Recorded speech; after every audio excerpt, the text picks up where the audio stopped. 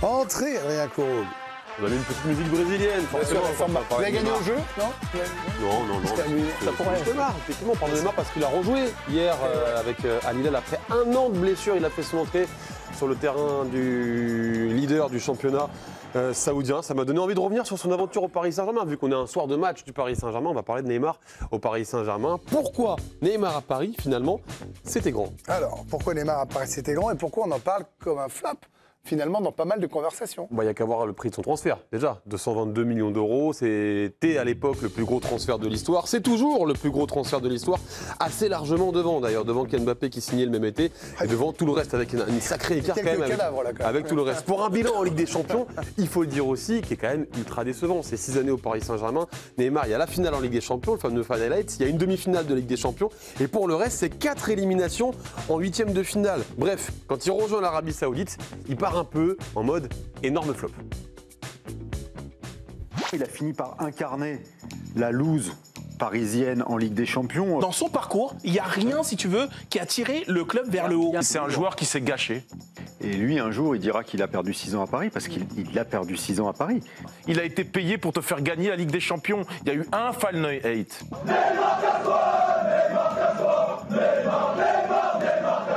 Pourtant, on va vous surprendre dans notre récit, on va vous raconter pourquoi Neymar fut une réussite au Paris Saint-Germain. Oui, une réussite. Alors, sportivement souvent blessé, mais quand il était là, c'était quand même pas mal, non? Même si on va vite éluder le dossier sportif, vous l'aurez compris, on ne va pas forcément parler de sport aujourd'hui, mais c'est vrai que sur le terrain, il était décisif quand même toutes les 77 minutes avec le Paris Saint-Germain, sur les 173 matchs qu'il a disputés parce qu'il a été souvent blessé.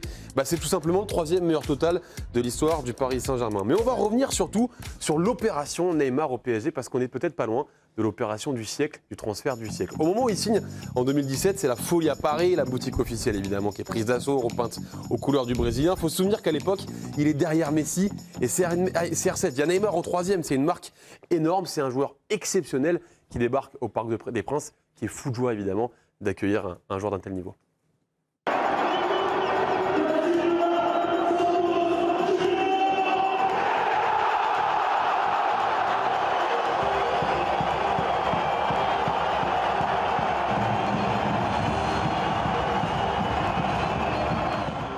La une de l'équipe au moment de son arrivée à Neymar, c'est l'équipe d'ailleurs qui faisait sa une tous les jours quasiment sur Neymar. Un roi à Paris, c'est les 18 premières pages du quotidien qui sont toutes dédiées à l'époque à Neymar, qui est une vraie icône qui signe au Paris Saint-Germain. Boris Radojcic, il est spécialisé dans le marketing sportif et nous l'explique en fait quand Neymar signe au Paris Saint-Germain, déjà le sport, il importe peu dans ce transfert. Aujourd'hui, les réseaux sociaux, la communauté, la notoriété, etc., ça vaut quasiment autant que la valeur sportive. Même s'il est moins bon sportivement, ça bougera pas. Sa dimension marketing, son positionnement, ce que les gens aiment chez l'athlète, ça ne changera pas. Tu peux capitaliser, tu vois, pour construire les partenariats avec des nouvelles marques. Donc on a un très bon joueur de foot qui signe au Paris Saint-Germain, mais on a surtout une marque énorme qui signe au Paris Saint-Germain à l'époque. C'est le 2e sportif le plus suivi de la planète au moment où il signe en 2017, 60 millions d'abonnés sur Facebook, 30 millions d'abonnés sur Twitter, 79 millions d'abonnés sur Instagram, c'est tout simplement énorme. Ah c'est l'inverse, pardon. Ce qui fera dire à un ancien candidat à la présidence du FC Barcelone, recruter un joueur de ce calibre n'est pas une dépense, c'est le meilleur investissement du monde. Voilà. Alors, est-ce que ça va faire vraiment passer Paris dans une autre dimension, Adrien? On s'est appuyé sur un petit outil qu'on aime bien utiliser dans nos chroniques. Pourquoi? C'est le Google Trend. Vous savez, on va regarder les recherches qui ont été faites sur Google au moment d'une date précise. Donc ça, c'est les recherches Paris Saint-Germain dans le monde. Vous le voyez, c'est assez stable depuis 2004. Regardez la petite courbe qui monte, l'énorme pic. C'est le jour de la signature de Neymar au Paris Saint-Germain. Donc jamais le Paris Saint-Germain n'avait été autant recherché sur Google qu'au moment où Neymar rejoint le club. Et sa première année, elle va être à la hauteur, ça va même des chiffres complètement dingue. En merchandising, selon El Mundo et Le Parisien, il va rapporter près de 500 millions d'euros rien que sur la première année Neymar. Il y a plus de 25% d'audience dans le monde au Paris Saint-Germain, une augmentation de 78% de ventes de maillots, dont 50% évidemment pour Neymar. On va passer de 9 millions à 40 millions sur Twitter, puisque ça s'appelait bien Twitter à l'époque, c'était pas encore X, et ça va durer. Quand le Paris Saint-Germain se déplace dans le monde, c'est les Beatles à l'époque de Neymar. En 2018 par exemple, première tournée estivale pour Neymar en Chine, vous allez voir, vous allez apercevoir Buffon passer devant l'écran, mais alors tout le monde s'en fiche de Buffon.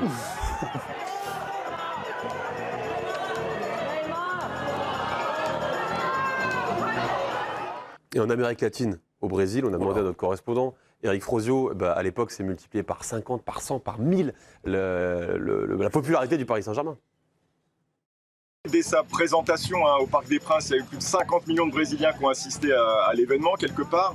Son premier match contre Guingamp, il a été diffusé dans 183 pays, dont le Brésil évidemment. Les audiences ont explosé lors de cette saison-là, que ce soit sur Sport TV pour le championnat, mais aussi en Ligue des Champions sur Band. Band, je crois qu'il a enregistré sa meilleure audience lors d'un PSG Bayern Munich.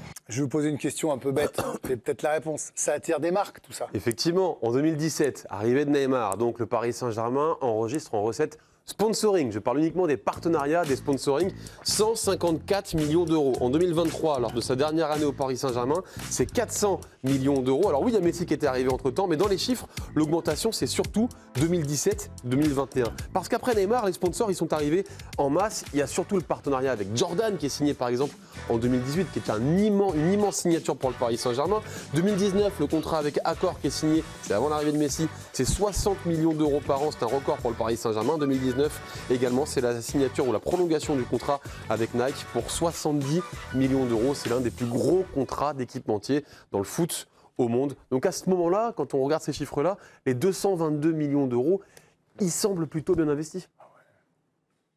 Je pense qu'il est très amorti dans ce qu'il a d'un point de vue financier. Tu vas aller chercher des sponsors qui étaient auparavant peut-être les sponsors de City, du Real, du Barça, du Bayern. Aujourd'hui, ils viennent te voir toi parce que tu as Neymar. Je pense que le Paris Saint-Germain, ils font pas de Jordan si jamais, enfin ils font pas. On ne sait pas, hein, mais ils l'auraient pas fait dans cette temporalité-là s'il n'y avait pas eu Neymar en tout cas.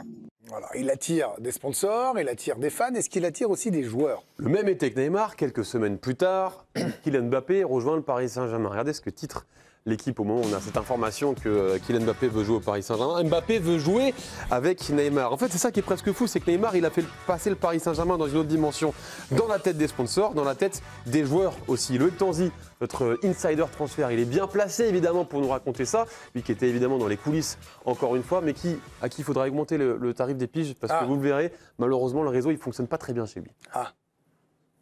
Ça a attiré beaucoup de joueurs derrière dans les mercatos qui ont suivi. Il y a énormément de joueurs qui sont venus parce qu'il y avait Neymar. Ça a complètement libéré le fait de pouvoir signer au PSG. Et sur le marché des transferts, le Paris Saint-Germain était devenu l'égal du Real Madrid, du FC Barcelone, du Bayern Munich, de l'Inter Milan. Et le PSG était capable de se battre avec n'importe quelle équipe sur le marché des transferts pour faire venir des joueurs.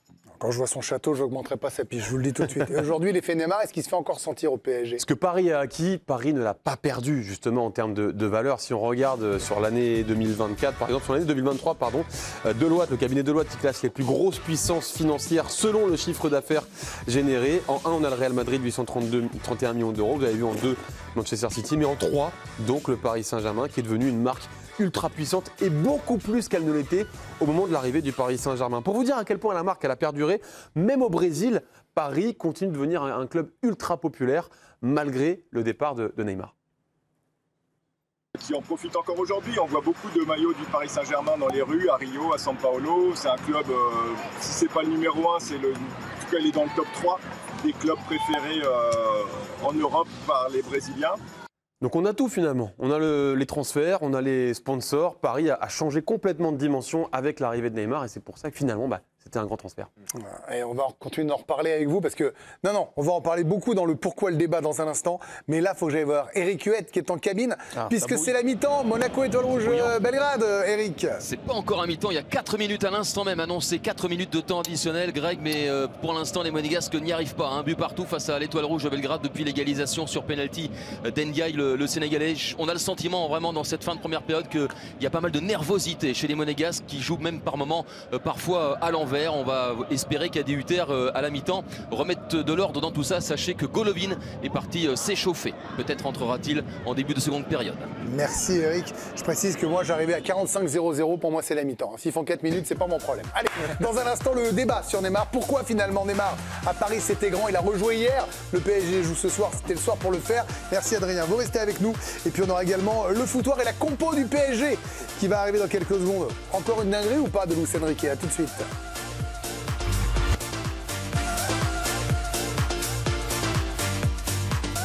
De retour dans le DG avec le quart du Paris Saint-Germain. Les joueurs arrivent au Parc des Princes ce soir, ce soir de match. Monaco joue en ce moment contre l'Étoile Rouge. On va aller voir dans la cabine Eric Huette. Ça bouge au Stade Louis II. Et le PSG, c'est ce soir, 21h, contre le PSV Eindhoven. Match déjà important dans la course au top 8 pour les Parisiens. Aux abords du Parc des Princes. Eric, je vous annonçais, il s'est passé une belle chose pour Monaco. Une très belle nouvelle effectivement, puisque au bout du temps additionnel ou presque, eh bien, Brel Mbolo a enfin marqué son premier but de la saison. Lui qui courait après, il s'est dépoussiéré son maillot une fois qu'il a marqué. Tout le monde est venu le féliciter. Il a voulu tenter un 1-2 avec Minamino. Le ballon a été en fait redonné par Spajic, l'ancien défenseur toulousain, le capitaine de cette formation de l'Étoile Rouge. Et il a trompé le gardien Ilic. Ça lui a fait un bien fou, ça fait beaucoup de bien à Monaco qui s'est même créé une autre situation au bout de 6 minutes de temps additionnel. Finalement, l'arbitre a renvoyé les deux équipes au vestiaire et pour l'instant, Greg, au moment où on se parle, Monaco est en tête de la phase de Ligue. Et ben voilà, c'est ça qu'on aime. Monaco premier, Brest troisième. On arrête là, stop the count. Voilà, terminé. Écoutez, à tout à l'heure Eric. On vous retrouve dans 3 minutes, après la pause, pour la suite de la mi-temps. On a tout petit décalage. Le débat, c'était avec vous, Adrien Couroub, sur pourquoi Neymar c'était grand finalement. Alors c'est pas la question de tomber dans la nostalgie, la mélancolie à 2 balles ou de réécrire l'histoire, vous voyez ce que je veux dire. C'est juste qu'il est parti, il y avait un peu d'amertume, Benoît, parce qu'il y avait un sentiment quand on entend tous ces chiffres, quand on voit son image où il était fit, quand on repense à son premier match au Roudourou à Guingamp, 180 000 chaînes qui diffusent ce match-là. 183. Ouais, autant pour moi. On se dit, est-ce qu'il a tout donné? Est-ce qu'on a tout vu? C'était son max? Non, on n'a pas tout vu. Moi qui jouais en Espagne, lorsque Neymar était au Barça, moi j'ai vu le grand Neymar. C'est pour ça que je suis forcément déçu de son passage au Paris Saint-Germain. Au Barça, il volait. Il était fit, il driblait 2, 3, 4 joueurs, il était décisif, il jouait régulièrement, quasiment tous les week-ends.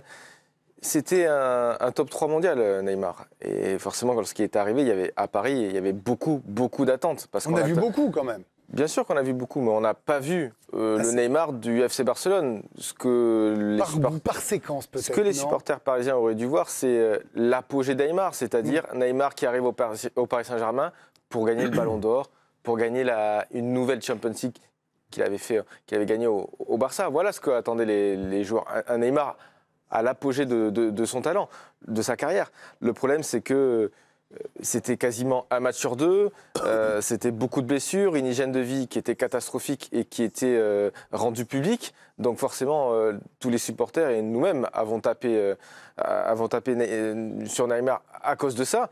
Donc oui, on n'a pas tout vu de Neymar. Il a remporté finalement que des titres nationaux, il n'y a pas eu cette fameuse Ligue des Champions, il y a eu cette finale. Et même lui, finalement, à titre personnel, il n'a pas remporté beaucoup de titres individuels. Seulement une fois meilleur joueur de Ligue 1, une fois dans l'équipe type de la Ligue des Champions. Et puis finalement, il n'a même pas fait top 10 au Ballon d'Or lors de son passage au Paris Saint-Germain, 12e en 2018, 16e en 2021. Et Benoît évoquait le taux de participation de Neymar au match du Paris Saint-Germain. Ah oui. Ce taux, il est seulement de 53%. Regardez, sur les 328 matchs qu'a disputé le Paris Saint-Germain pendant la période où il était là, il n'en a disputé que 173.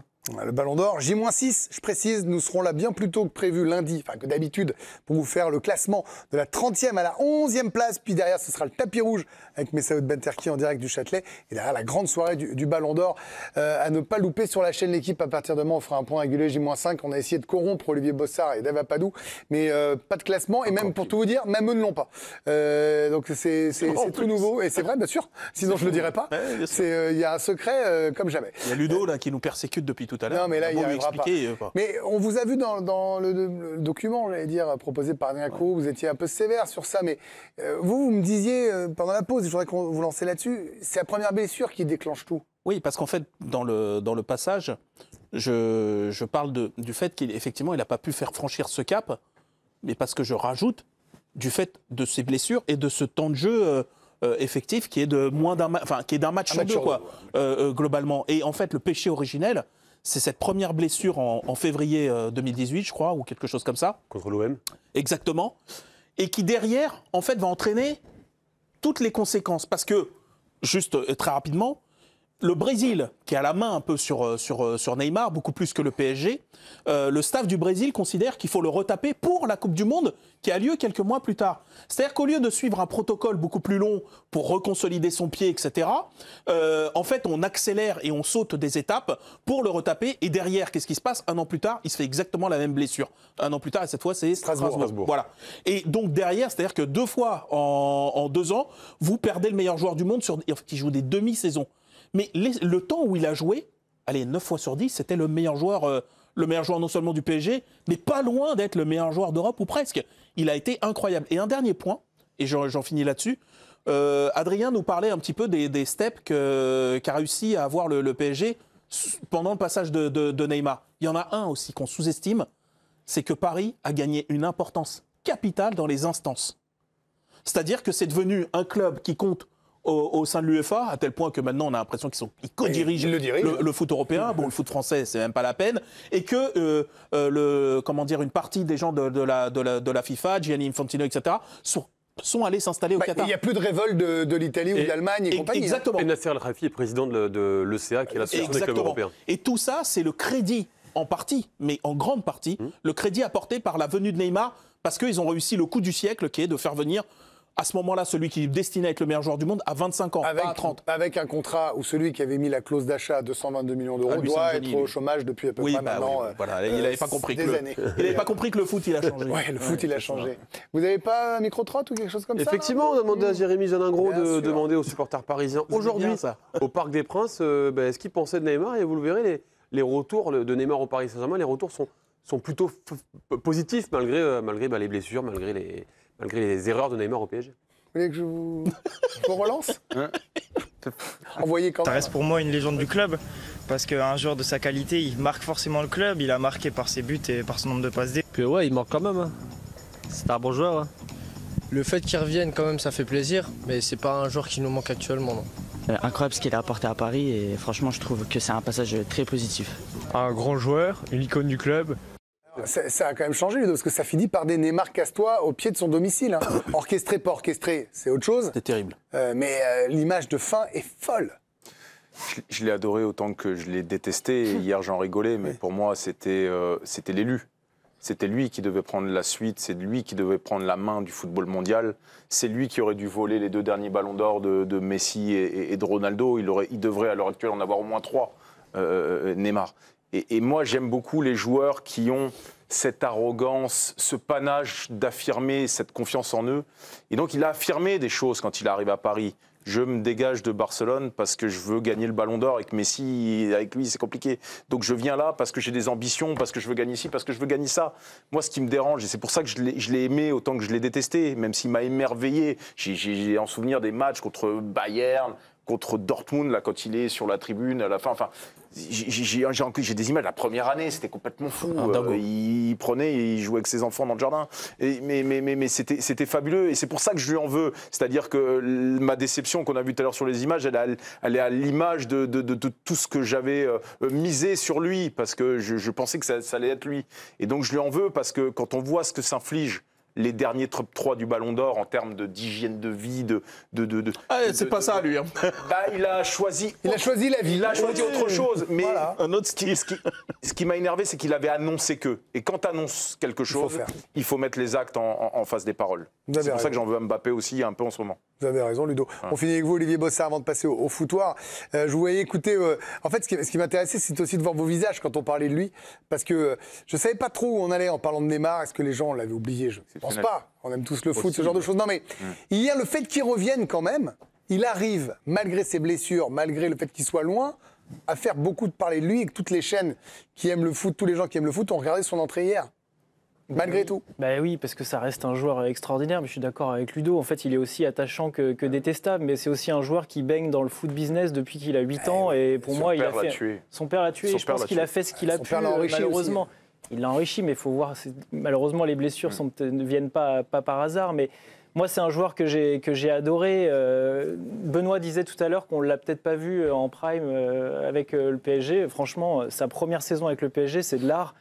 Je vous invite aussi à revoir le Final 8 et le match qu'il joue notamment contre l'Atalanta Bergame. Il est absolument monstrueux. C'est juste un peu dommage qu'il n'ait pas fait ça en finale. Parce qu'on peut retenir Bergame, vous avez raison. On peut retenir Leipzig, mais on se souvient qu'il a raté sa finale. Greg, ce qui est fort pour les grands joueurs comme Messi, c'est qu'en fait, ils sont forts sur 50 matchs en fait. Oui, bien sûr. Lui, effectivement, sur 15 matchs ou 20 matchs, il a été exceptionnel. Il a fait des gestes de malade, il a fait lever la foule et tout. Mais ce qu'on voulait voir de Neymar, c'était qu'il gagne le Ballon d'Or, qui pendant 50 matchs soit exceptionnel. Mais quoi qu'on en pense, pour moi, ça reste un des joueurs les plus talentueux que le PSG a eu. Et moi, je suis persuadé que DAZN aurait eu beaucoup plus d'abonnés cette saison si Neymar avait encore été là. C'est une force d'attraction quasi inégalable. C'est un joueur qu'on a envie de voir et que même si on n'aime pas le PSG, il est capable de faire lever un stade. Clairement. Bon, merci beaucoup Adrien Courouble pour ce pourquoi. Vous restez avec nous parce qu'on vient de m'annoncer, on vient de m'annoncer qu'on a la compo du Paris Saint-Germain. Giovanni Castaldi est-il connecté avec nous en direct depuis le Parc des Princes? Il est sous pression. Gio, est-ce que vous êtes là? Et est-ce que Gio, j'ai l'impression que c'est la bonne. J'allais dire, est-ce que c'est la bonne? Mais je crois pas, Gio. Oh mince. Non, ça ne sera pas la bonne, Greg, mais j'ai fait 1 sur 2, ce qui est quand même pas mal avec Luis Enrique. Bon, dans les cages, pas de surprise, il y aura Gigio Donnarumma, la défense de gauche à droite, Nuno Mendes, Pacho, Marquinhos, le capitaine, Achraf Hakimi. Devant la défense, Joao Neves, relayeur droit, Warren Zaïre-Emery, relayeur gauche, Fabian Ruiz, Vitinha sur le banc. Ça, on ne l'avait pas vu venir. Et puis devant, c'est ce qu'on vous disait un petit peu plus tôt dans l'émission, Kang In-lee en faux neuf, côté droit, Ousmane Dembélé. Et puis le meilleur joueur de France actuellement, Bradley Barcola. Allez, à tout de suite. On marque une courte pause. On parle de tout cela dans quelques secondes. Dans le DG, il y aura aussi Antoine Pinot et on jouera.